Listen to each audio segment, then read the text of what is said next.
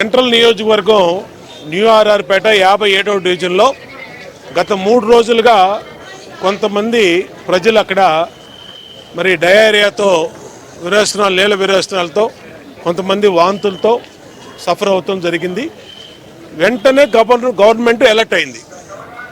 ప్రతి ఇంటికి సర్వే చేసాం. ఎక్కడెక్కడైతే అలాంటి పేషెంట్లు ఉన్నారో వాళ్ళు ఇమ్మీడియట్గా గవర్నమెంట్ హాస్పిటల్కి షిఫ్ట్ చేసాం. ఎక్కడా కూడా ప్రాణ నష్టం అనేది జరగలేదు. ఎవరికి కూడా ఇబ్బంది లేదు. మోషన్స్ వచ్చినప్పుడు ఎంత టోళ్ళైనా సరే వీక్ అవుతారు. వీక్ అయ్యారు. వాళ్ళకి ఐవీఆర్ఎస్లు డాక్టర్లు వాళ్ళ ప్రొసీజర్స్ అంతా వాళ్ళు కంప్లీట్ చేస్తూ ఉన్నారు. ఇవాళ గౌరవ మున్సిపల్ శాఖ మంత్రి వర్యులు నారాయణ గారు కూడా ప్రత్యక్షంగా డివిజన్లో మొత్తం పర్యటించి మెడికల్ క్యాంపు అలాగే గవర్నమెంట్ హాస్పిటల్లో పేషెంట్లు ప్రతి ఒక్కళ్ళతో కూడా ఆయన క్షుణ్ణంగా మాట్లాడటం జరిగింది. పూర్తిగా డీటెయిల్డ్గా మాట్లాడటం జరిగింది.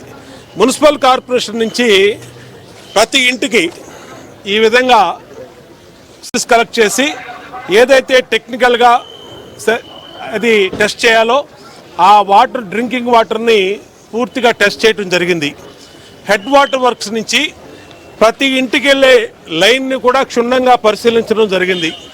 ఎక్కడా కూడా మాకు ఇప్పుడు వరకు ఉన్నటువంటి పరిస్థితిలో మున్సిపల్ డ్రింకింగ్ వాటర్ నుంచి కంటామినేషన్ అనేది ఎక్కడా జరగలేదు. ఎక్కడా ఇబ్బందులు తెలియలా. ఇవాళ అధికారులందరూ ఉన్నతాధికారులు అలాగే డాక్టర్లు అందరూ కూడా ఆర్ఆర్పేటలోనే పెద్ద ఎత్తున క్యాంప్ వేశారు. సీఎం గారు కూడా ప్రత్యేకంగా దీని మీద దృష్టి పెట్టి మంత్రి గారిని పంపించారు. ఏదేమైనా ప్రజలకు ఒకటే చెప్తా ఉన్నాం, వదంతులు నమ్మవద్దు. ప్రభుత్వం అన్ని రకాలుగా మీకు అండగా ఉంది. డాక్టర్లు నిష్ణాతులైనటువంటి స్పెషలిస్టులు అందరూ కూడా వాళ్ళ పర్యవేక్షిస్తూ ఉన్నారు. కాబట్టి ఏ వైద్యం అయినా సరే అందుబాటులో ఉంది. కాబట్టి ఎవరికి ఇబ్బంది లేదు. అందరినీ కూడా ఈరోజు సాయంత్రం రేపు ఈ హాస్పిటల్లో ఉన్నటువంటి 29 మంది ఏదైతే ఉన్నారో వాళ్ళు డిశ్చార్జ్ కూడా చేయడం జరుగుతుందని సూపరింటెండెంట్ గారు చెప్పారు. వాళ్ళ ఆరోగ్య పరిస్థితి మెరుగవగానే. కాబట్టి ఎవరు ఇబ్బంది పడాల్సిన అవసరం లేదని వదంతులు నమ్మద్దు. దీన్ని కూడా క్యాష్ చేసుకోవాలని కొన్ని రాజకీయ పార్టీలు ఆలోచిస్తూ ఉన్నాయి. అలాంటి ఎవరు కూడా నమ్మొద్దని విజ్ఞప్తి చేస్తూ ఉన్నాయి.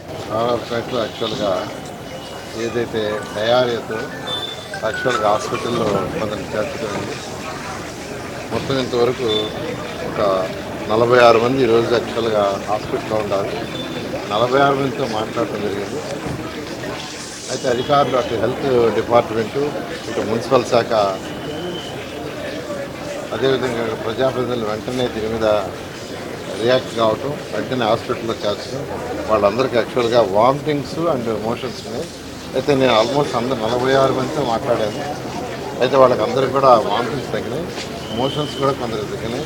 కొందరు డిశ్చార్జ్ అవుతున్నారు, కొందరు ఇవాళ ఈవినింగ్, కొందరు డిశ్చార్జ్ అవుతారు. ఏదేమైనప్పటికీ ఇప్పుడే మా మున్సిపల్ శాఖలో డైరెక్టర్ ఆఫ్ మున్సిపల్ అడ్మినిస్ట్రేషన్ వారు కూడా వచ్చిన్నారు. యాక్చువల్గా అదేవిధంగా పబ్లిక్ హెల్త్ వాళ్ళు పిలిపించాం. ఆల్రెడీ ఒకసారి టెస్ట్ చేశారు.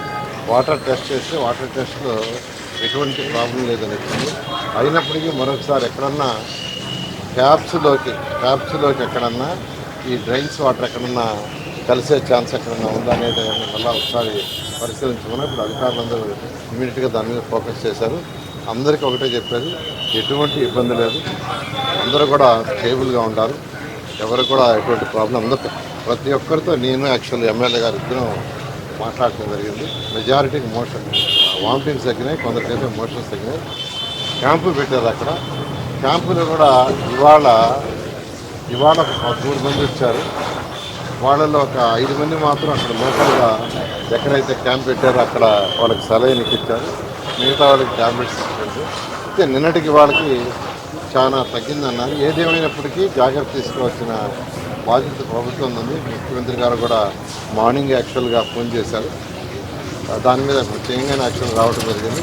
దీని మీద క్షుణ్ణంగా పరిశీలించి అన్ని టెస్టులు చేసి ప్రాబ్లం లేకుండా చేయడం జరుగుతుంది. అంటే ఒకసారి టెస్టులు చేస్తే ఆ టెస్టుల్లో ఎటువంటి ప్రాబ్లం లేదు. అయినప్పటికీ డీప్గా మరొక టెస్ట్ కొన్ని చేయమన్నాను. అది చేసిన తర్వాత మనకి ఏదైనా తెలుస్తుంది.